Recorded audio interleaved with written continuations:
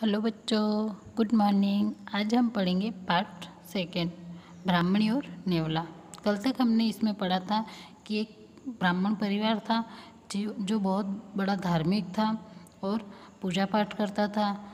ब्राह्मण की पत्नी थी, उसकी कोई संतान नहीं थी, तो उसने अपना मन बहलाने के लिए एक नेवला पाल रखा था और उस नेवले को घर में घूमने की पूरी स्वतंत्रता थी। और कुछ समय बाद उस ब्राह्मण के एक बेटा हुआ या बच्चा हुआ, जिसके ब्राह्मण ने जिसके लिए ब्राह्मणी से कहा था कि इस नेवले को अब हम नहीं रखेंगे क्योंकि ये हमारे बच्चे को नुकसान पहुंचा सकता। अब आगे हम इस कहानी में पढ़ेंगे। ब्राह्मणी अपने बच्चे के साथ साथ नेवले का भी पूरा ध्यान रखती थी। वह जब भी बच्चे को दूध पिलाती तब नेवले को भी पिलाती। ब्राह्मणी अपने बच्चे के साथ साथ नेवले के बच्चे का भी ध्यान रखने लगे और दोनों को साथ साथ में दूध पिलाती। नेवला और बच्चा दोनों धीरे धीरे बड़े होने लगे। एक दिन की बात है, ब्राह्मणी कुएं से पानी लेने चली गई। ब्राह्मणी कहाँ गई? कुएं पर पानी लेने। बच्चा पालने में पड़ा सो रहा था और बच्चा घर पर पालने में सो रहा था और नेवला पास ही में लेटा हुआ आराम कर रहा था और नेवला भी वहाँ पास में लेटकर आराम कर रहा था। इतने में किसी तरफ से घर में एक सांप आ गया।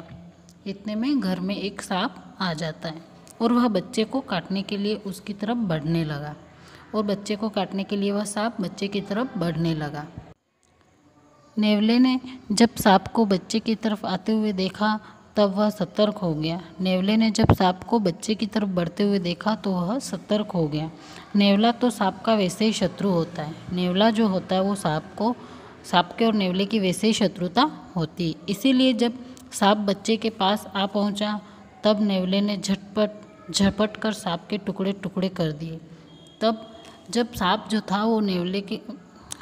था वो बच्चे के पास आने लगा तो नेवले ने सांप के टुकड़े टुकड़े कर दिए। घर में चारों ओर खून के छांटे बिखर गए।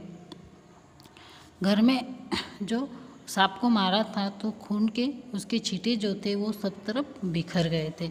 नेवले का मुंह भी खून से भर गया था और नेवले का जो मुंह था वो भी खून से भर गया था। नेवला अपने मन में बड़ा खुश था कि उसने अपने मालिक के बच्चे की जान बचा ली और नेवला मन ही मन खुश हो रहा था कि उसने अपने मालिक के बच्चे की जान बचा ली है।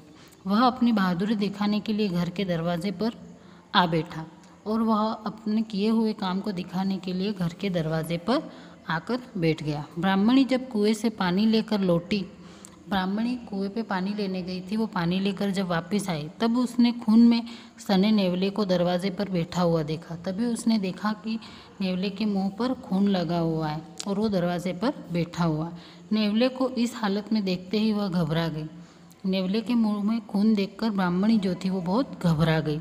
उसने अपने बच्चे का ध्यान आया और उसे अपने बच्चे का ध्यान आया और वह समझ गई कि शायद आज इस दुष्ट नेवले ने उसे मार डाला और उसने यूँ सोच लिया कि इस नेवले ने मेरे बच्चे को मार डाला है।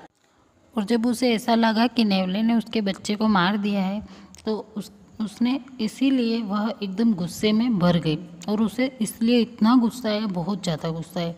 उसने पानी से भरे अपने घड़े को नेवले पर दे मारा और गुस्से में उसने क्या किया कि जो पानी का भरा हुआ घड़ा था उसको उसने नेवले को मार दिया और नेवला मर गया।